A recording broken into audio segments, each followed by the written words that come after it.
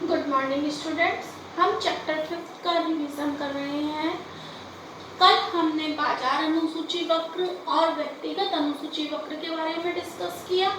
आज हम पूर्ति की दशाओं में परिवर्तन टॉपिक के बारे में डिस्कस करेंगे कि जो हमारी पूर्ति है उसकी दशाओं में परिवर्तन किस प्रकार से हो सकता है। पूर्ति की दशाओं में परिवर्तन दो तरह से होता है, पूर्ति की मात्राओं में परिवर्तन और पूर्ति में परिवर्तन। अब यहाँ पर सब कुछ सेम है, सिर्फ एक वर्ड मात्रा का अंतर है। तो आप लोग ये कहेंगे कि दशाओं में परिवर्तन, पूर्ति की मात्रा में परिवर्तन, पूर्ति में परिवर्तन, इन दोनों में डिफरेंस क्या है?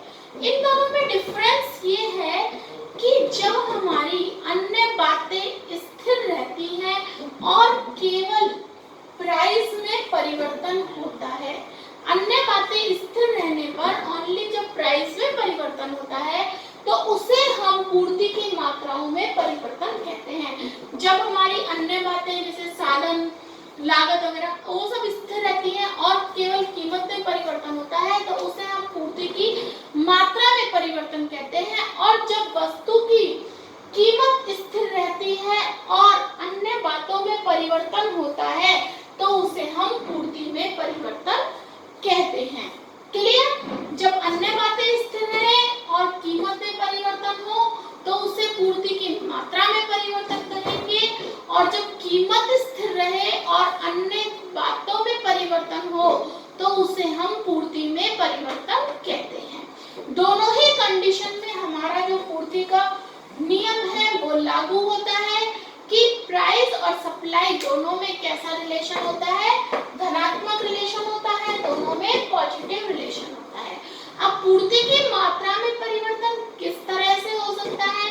पूर्ति में विस्तार करके या पूर्ति में संकुचन करके।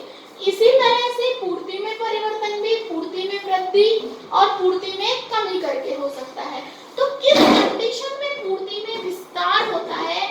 जब अन्य बातें स्थिर रहती हैं और कीमत में वृद्धि होने के साथ साथ जो वस्तु की पूर्ति होती है, मीन्स कीमत में वृद्धि होती है तो वस्तु की पूर्ति में भी वृद्धि होती है, उसे हम पूर्ति का विस्तार कहते हैं।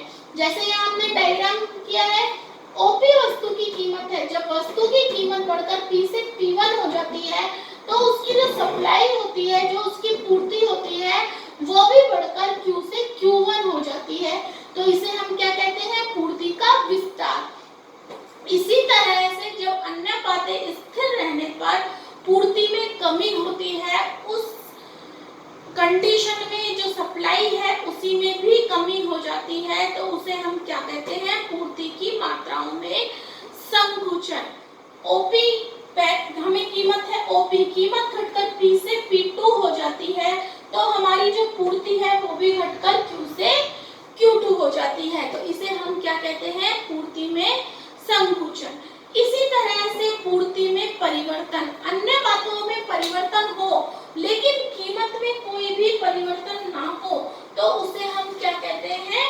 पूर्ति में परिवर्तन कहते हैं। पूर्ति में परिवर्तन भी दो तरह से हो सकता है, पूर्ति में वृद्धि और पूर्ति में कमी करके। वस्तु की कीमत के स्थिर रहने पर अन्य किसी कारण से जब पूर्ति बढ़ जाती है तो इस स्थिति में इस परिवर्तन को पूर्ति में वृद्धि कहते हैं। और इस स्थिति में जो हमारा पूर्ति वक्र है वो बाएं से दाईं ओर खिसक जाता है। मीन्स यहाँ पर हमारी प्राइस तो क्या है? प्राइस तो कांस्टेंट है, लेकिन जो अन्य बातें हैं जैसे वस्तु की साधन, लागत वगैरह, उनमें परिवर्तन के कारण हमारी पूर्ति में परिवर्तन होता है तो उसे हम पूर्ति में परिवर्तन कहते हैं। इस कंडीशन में अगर हमारी अन्य चीजों में वृद्धि होती है तो हमारी पूर्ति में भी वृद्धि हो जाती है और हमारा पूर्ति वक्र जो SS है, SS से कहाँ हो जाता है? S2 हो जाता है। मीन्स वो बाईं ओर से दाईं ओर खिसक जाता है। इसी के अपोजिट अन्य बातों में जब कमी होती है तो हमारा जो पूर्ति है, हमारी जो पूर्ति है उसमें भी कमी हो जाती है और जो हमारा पूर्ति वक्र है वो दाईं ओर से बाईं ओर खिसक जाता है। तो अगर आपसे क्वेश्चन पूछा जाए कि पूर्ति वक्र दाईं ओर से बाईं ओर कब खिसकता है? तो हमारा आंसर होगा पूर्ति में कमी की स्थिति में। और अगर पूछा जाए कि पूर्ति वक्र बाईं ओर से दाईं ओर कब खिसकता है, तो हमारा आंसर होगा पूर्ति में वृद्धि की स्थिति में। पूर्ति में वृद्धि या कमी की स्थिति कब होती है?